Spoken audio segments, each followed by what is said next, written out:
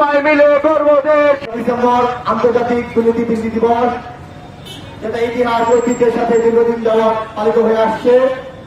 আজকের এই দিনটিতে আমাদের দুর্নীতি বিরোধী জামালপুর এই সংগঠনের সাথে যে সকল শিক্ষা প্রতিষ্ঠানের ভাই বোনেরা এবং যে সকল সামাজিক ভাইয়েরা আমাদের সাথে যুক্ত হয়েছেন, শিক্ষক, সংস্কৃতি কর্মী, মিডিয়ার ভাইরা, সকলকে বিশেষভাবে ধন্যবাদ জানাচ্ছি।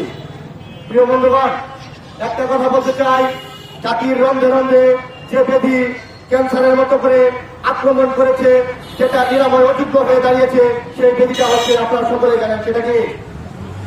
সবাইকে একসাথে বলছে, সেটা কি? দুর্নীতি। দুর্নীতি বাংলাদেশ থেকে থামবে কি থামবে না, সেটাকে আমরা বসে বসে দেখবো? আমরা কি দুর্নীতিকে মেনে নিতে পারি? দুর্নীতিকে মেনে নেওয়ার প্রশ্নে আসে না।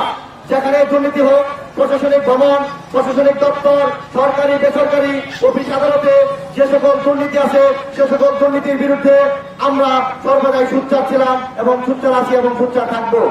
যে কোনো দুর্নীতির বিরুদ্ধে আমরা অবগত হওয়া মাত্রই দুর্নীতির বিরুদ্ধে আমরা আমাদের অবস্থান পরিষ্কার করব। দুর্নীতির বিরুদ্ধে আমরা কথা বলতে গিয়ে, দুর্নীতির বিরুদ্ধে রুখে দাঁড়াতে গিয়ে যদি আমাদের জীবন দিতে হয়, সে রক্তবন্ধু দিতে হয়, সেটার জন্য আমরা সর্বদাই প্রস্তুত আছি ইনশাল্লাহ। প্রিয় বন্ধুগণ, একটা কথা না বললে নয়, আপনাদের সকলের সুদৃষ্টি কামনা করছি। আমাদের যে এখানে দুর্নীতির একটা মহাচক্র চলতেছে, এই যে আমরা দেখতে পাচ্ছি আমাদের পিছনে ব্রহ্মপুত্র নদ, এই ব্রহ্মপুত্র নদের জন্য ৩,০০০ কোটি টাকা বরাদ্দ করা হয়েছিল।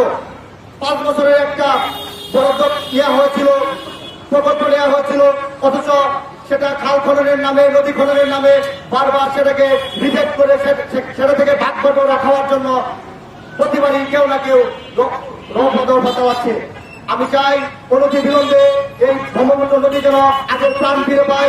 এই জামালপুর থেকে ময়মনসিংহ পর্যন্ত যে প্রচলিত বাজেট ছিল, সেটা যেন পুঙ্খানুপুঙ্খরূপে ভালোভাবে স্বচ্ছতার ভিত্তিতে কাজ করা হয়। প্রিয় বন্ধুগণ, সকলকে আমি আবারও ধন্যবাদ। না, দুর্নীতি রাস্তাঘাটে আজকাল আমি বলবো যে একটা 10 বছরের বাচ্চার মতো দুর্নীতি আছে, কেননা তার মাঝ থেকে নীতি হারিয়ে গেছে। আমাদের সর্বপ্রথম নিজের নীতি ফিরিয়ে আনতে হবে, নিজের ভিতর নীতি প্রতিষ্ঠা করতে হবে, ভেবে নিয়ে কাজ করতে হবে। আমি যদি ভালো হয়ে আমার সাথে আরেকজনকে ভালো করতে পারি একে একে, তাহলে আমাদের সমাজকে দুর্নীতিমুক্ত করা যাবে। কিন্তু এইখানে যদি শুধুমাত্র মাইকে বলি যে দুর্নীতিমুক্ত বাংলাদেশ চাই, দুর্নীতি মারবো না, দুর্নীতি রুখে দাঁড়াবো, আমি নিজে দুর্নীতি করতেছি, আমি কিভাবে দুর্নীতি রুখে দাঁড়াবো?